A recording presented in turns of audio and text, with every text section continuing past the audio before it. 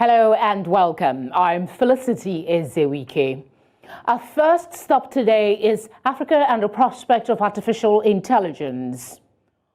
On the sidelines of the 56th session of the Economic Commission for Africa Conference of African Ministers of Finance, Planning and Economic Development, experts agreed that artificial intelligence, AI, presented massive development opportunities for Africa if the right policies and infrastructure were in place.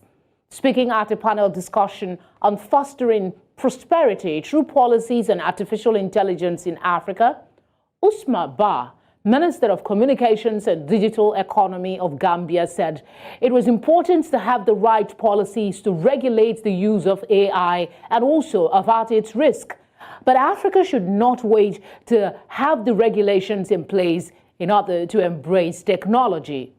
Research does show that the technology has the potential to contribute up to $15.7 trillion to the global economy by 2030, of which $1.2 trillion could be generated in Africa, representing a 5.6% increase in the continent's gross domestic product by 2030.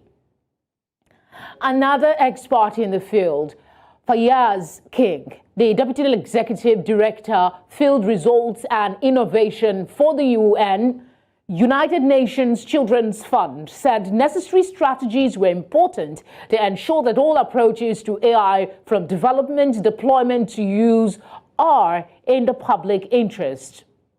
Baratang Mia, the CEO of Girl Hype Coders Academy, said there should be a balance in policy development and humanity to ensure that the AI technology does not take over.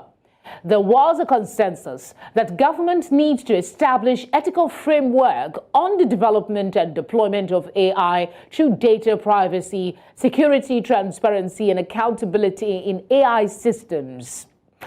Well, to discuss this, I am joined by Osareti Agbonobare. He is a human-computer interaction specialist as well as founder of BBC Management AI. He joins me from Houston, Texas. It's good to have you with us. Thanks for giving us your time.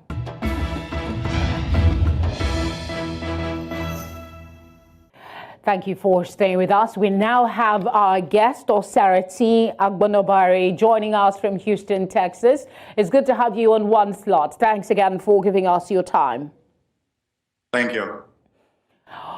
Talk to us, in as brief a summary as you can, the evolution and reality of acceptance of AI in Africa. First of all, thank you very much for bringing me to the studio. The evolution of AI in Africa has been it's been a while. Just that most persons, because of the minds that goes along with it, people feel that there should not be a technology which we embrace, especially looking at the way Africa is. So looking at the evolution, it's been there for ages. But looking at it globally, for the past 20 years now, in the last 2 decades, AI has been around. And in terms of Africa, in the last decade, AI has been a pioneer of it. And AI is also something that Africa have come to accept, looking at the fact that the importance that it has been able to bring to the continent, especially in terms of driving technology. It's unbelievable what AI is doing around the world, and Africa have also been able to embrace it and also be a major player. Most persons feel that Africa is not a major player. I must tell you for truth that Africa is one of the major players in terms of the AI revolution.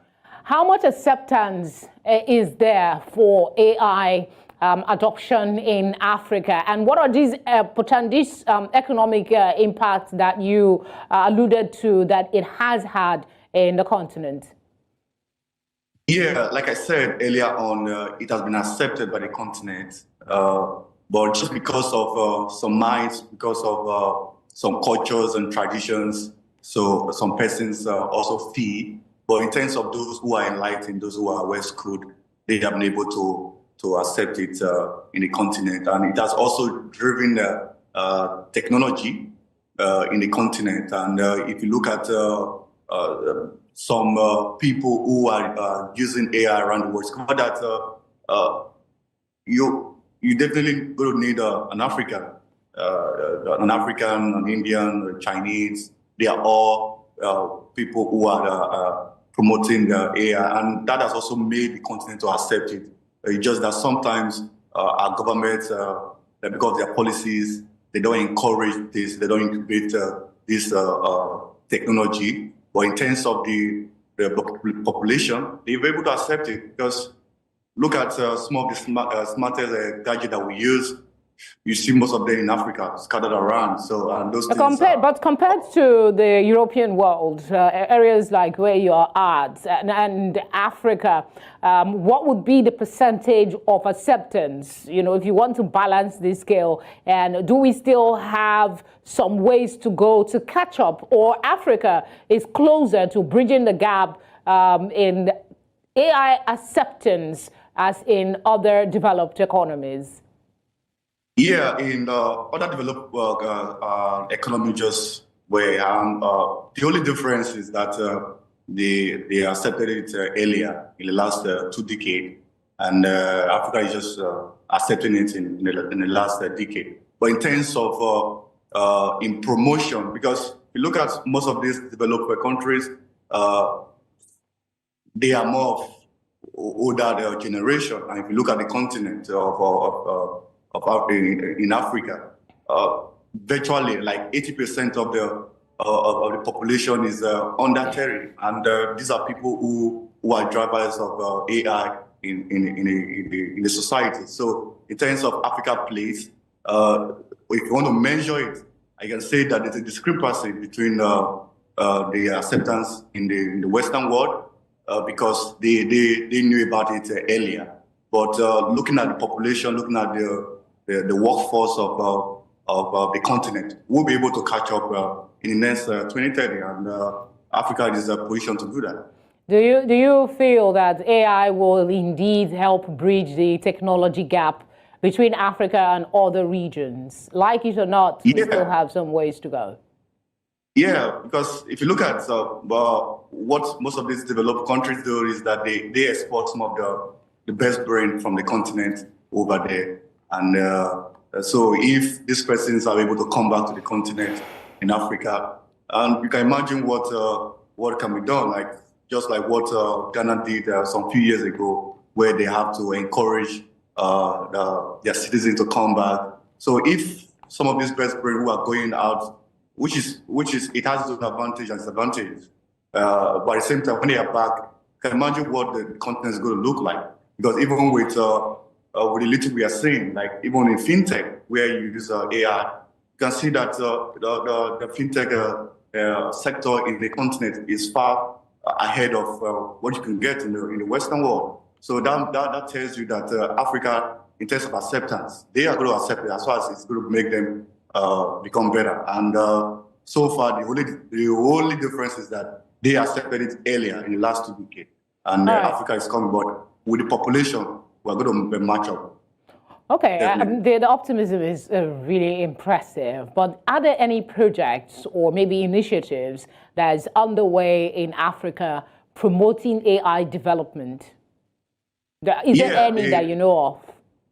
Yeah, there have been a lot of projects ongoing in there are some incubation centers, been cohort, bootcamp in the continent around, like in Nigeria, Ghana, Kenya, South Africa, Morocco, Egypt.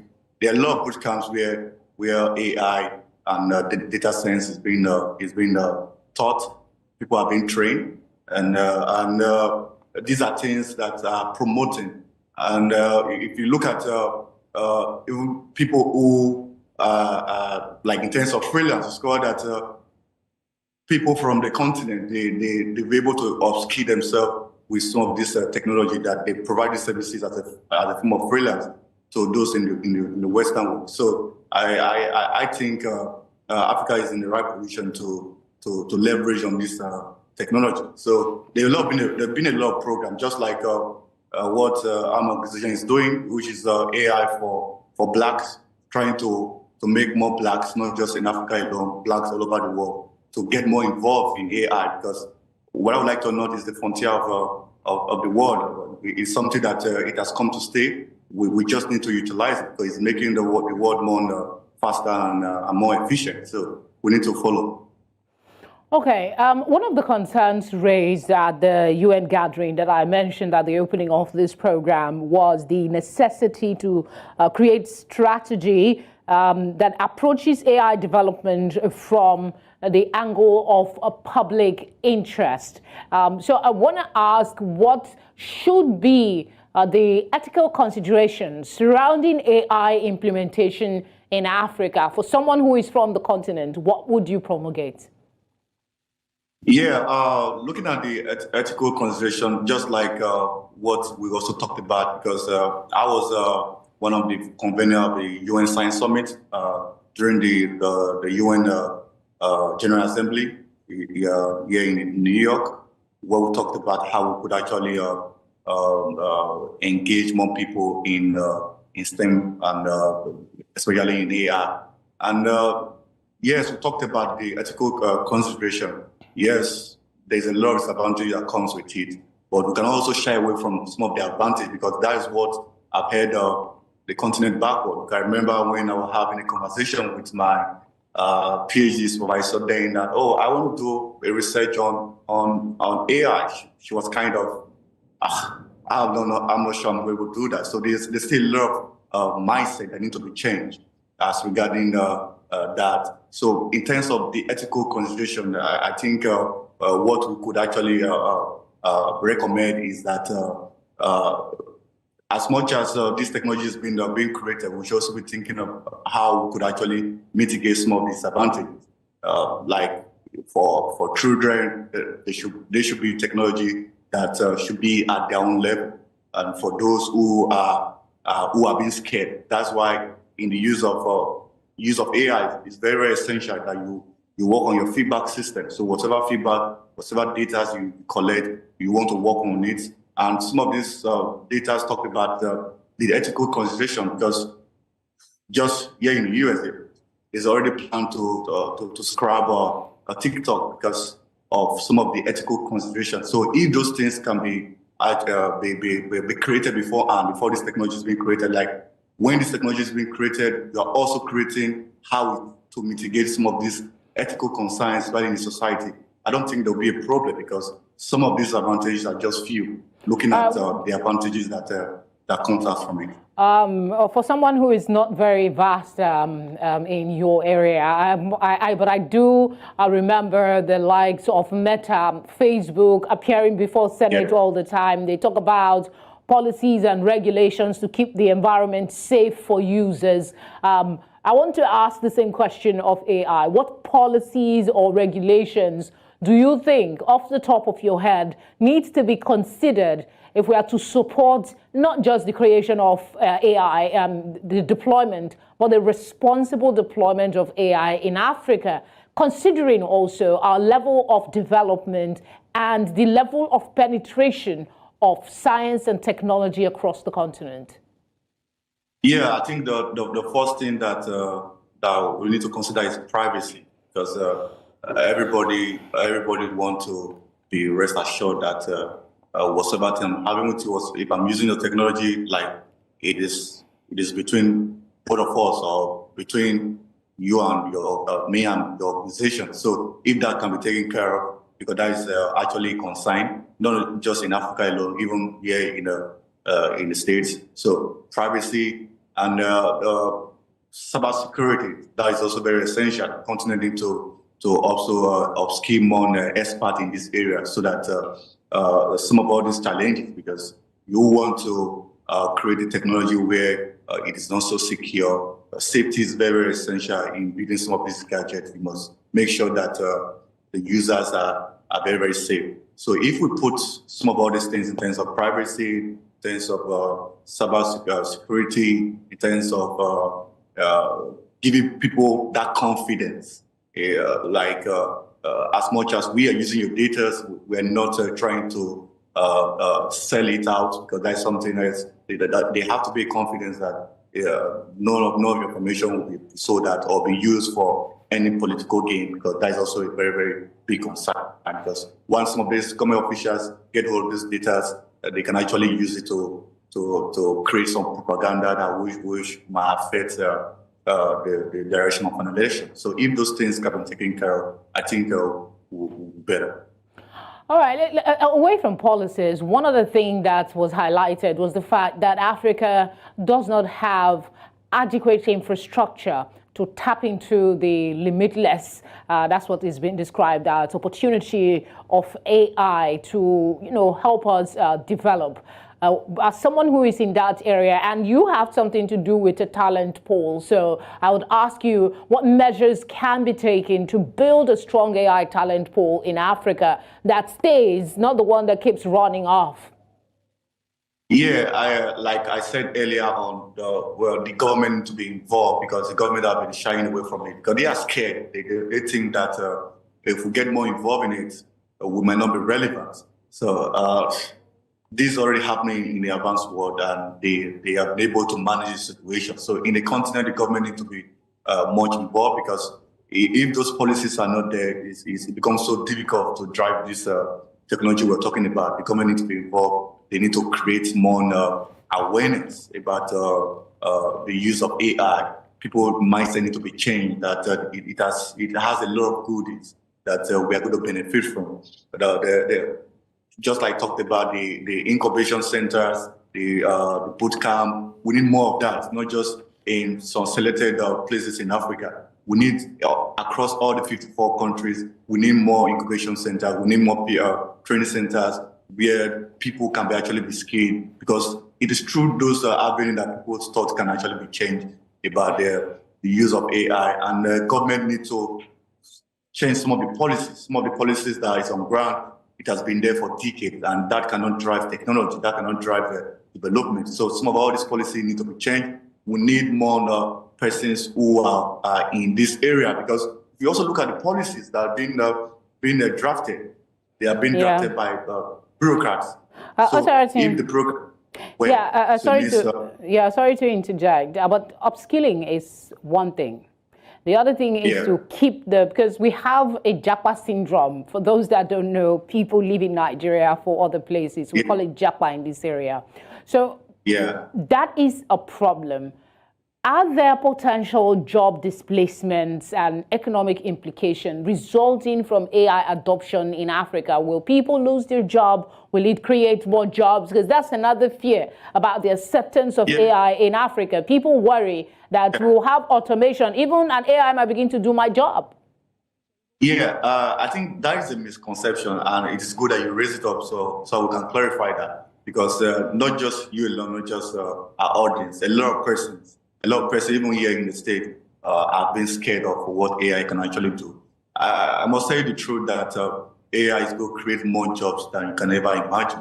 The reason is because as much as some jobs have been replaced, these machines, they cannot just think on themselves. So that will not bring about the soft skills, which you cannot give a machine to do. A machine cannot actually feel, it cannot actually adapt. So people still need to be involved in this area. So it's just that it's not be the traditional job. It's not going to be the traditional career where you have to go and go and become a lawyer, become an engineer. Some of all this traditional career will be replaced by AI, but it's going to create a different dimension of career where people become so smart. People become transcribers. People are becoming like they are earning a lot of money being a transcriber, which was not a job that was available before. People are trying to become a YouTuber. People are becoming able to write articles for submissions and all of that because of AI. So it will create a lot of jobs that you can never imagine. Jobs is not the jobs that are regular to you. So that's why I keep on saying that the continent need to upskill themselves because the life is moving so fast. As much All as right. it's moving so fast, those jobs may be replaced, but you're going to replace with a lot of jobs. But those jobs will only be available to you if you're able to what? Upgrade yourself, upgrade your skill set to that level. And that's what that I mean, the day we stop learning is the day we die. Everyone learns every day. Let's look at all the benefits of AI.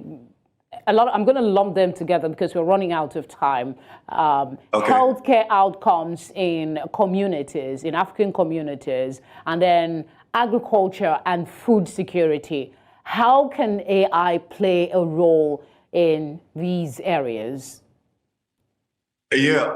In healthcare, just during the pandemic, we saw a lot of tools, we saw a lot of gadgets, we saw a lot of softwares, web-based and app-based coming up that could actually provide telehealth services to people. So AI is being utilized in this area, even medical records. You don't need to go to the hospital where you start struggling to get the records. Those things are already digitalized just for you to can be at your house and at your fingertips. You can actually access every records for your own self. So that is one area where the AI is being utilized in the health sector. In the agricultural sector, we've also seen where drones are being able to provide